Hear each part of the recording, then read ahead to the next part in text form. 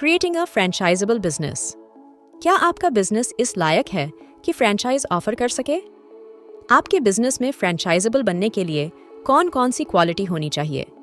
Author की माने तो एक बिजनेस को फ्रेंचाइजेबल बनने के लिए उसके अंदर ये 3 फैक्टर होने चाहिए। पहला फैक्टर है बिजनेस कॉन्सेप्ट और स्ट्रक्चर। हर बिजनेस ओनर यही चाहता है कि उसका बिजनेस सबसे हटकर हो, सबसे यूनिक हो। आखिर कौन नहीं चाहेगा? क्योंकि प्रॉफिट तो इसी में है। जब आप सबसे अलग होंगे तभी तो लोग आपकी तरफ अट्रैक्ट होंगे। लेकिन एक चीज का ध्यान रखना, हर कोई कुछ हटकर करने के लिए जी जान से कोशिश कर रहा है और इस प्रोसेस में अक्सर लोग एक ऑर्डिनरी बिजनेस बनकर रह जाते हैं। अब जैसे फेमस फ्रेंचाइज बिजनेस को ही ले लो, जैसे मैकडॉनल्ड्स, सबवे और KFC। इन सब के कॉन्सेप्ट यूनिक और ओरिजिनल तो बिल्कुल भी नहीं है, पर इसके बाद भी इनके अनलिमिटेड फ्रेंचाइज चल रहे हैं, यानी हर शहर, हर स्टेट में आपको इनके आउटलेट मिल जाएंगे। तो फिर आखिर ये कैसे इतने सक्सेसफुल फ्रेंचाइज बन गए? आखिर इनका सीक्रेट है क्या?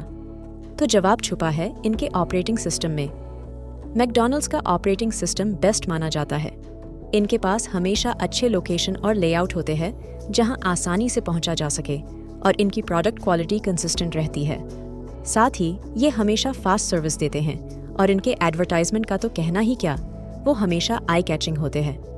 बेसिकली मैकडॉनल्ड्स को चलाने का जो तरीका है वही तरीका उसे एक सक्सेसफुल फ्रेंचाइज बनाता है।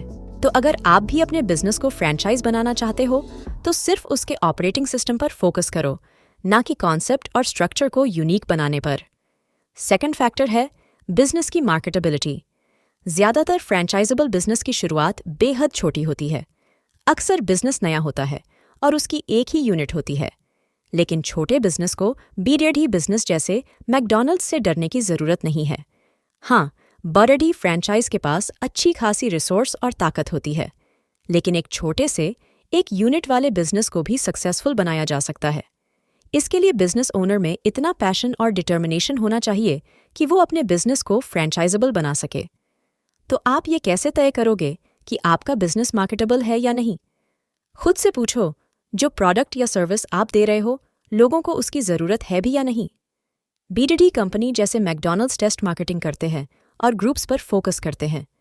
वो लोगों से अपना पिज्ज़ा या अपने बर्गर की अलग अलग वैरायटी को टेस्ट करने के लिए ऑफर करते हैं और लोगों से फीडबैक लेते हैं। अगर लोगों को कोई नया फ्लेवर पसंद नहीं आता है तो मैकडॉनल्ड्स उसे कभी लॉन्च नहीं करता है। अगर लोगों को उनका नया प्रोडक्ट पसंद आता है तो ही उसे मेन्यू में ऐड किया जाता है। आप भी ये टेस्ट कुछ लोगों पर कर सकते हो। जो प्रोडक्ट या सर्विस आप दे रहे हो उस पर लोगों की राय पूछो। थर्ड फैक्टर है फ्रेंचाइजर या ओनर की एबिलिटी और कमिटमेंट। क्या आपको लगता है कि आप अच्छे बिजनेस ओनर हो? आप शायद ऐसा सोचते होंगे, लेकिन जरूरी नहीं है कि आप अच्छे फ्रेंचाइजर भी हो सकता है कि आपने अकेले अपने दम पर एक बड़ा बिजनेस खड़ा किया हो, लेकिन सेम चीज फ्रेंचाइज में नहीं कही जा सकती।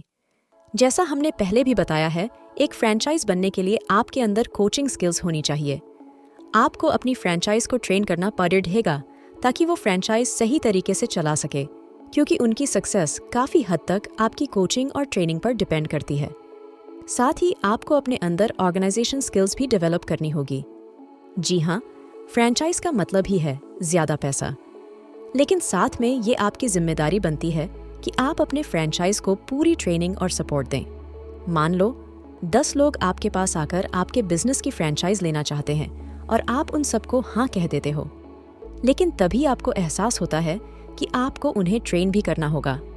आपको उन्हें अपना सारा ऑपरेटिंग सिस्टम समझाना पड़ेगा, उन्हें गाइड करना पड़ेगा कि वो अपनी मार्केटिंग के लिए लोकेशन डिसाइड कर सके। आपको उन्हें कई सारी चीज़ें समझानी पड़ेगी, क्योंकि वो अब आपके बिजनेस का एक पार्ट है। इसलिए अगर वो कुछ गलत करेंगे तो आपकी रेप्यूटेशन पर सीधा असर होगा। तो ऐसा ना हो, इसलिए आपको अपने हर फ्रेंचाइज को बिजनेस की क्वालिटी बनाए रखने में उनकी हेल्प करनी होगी।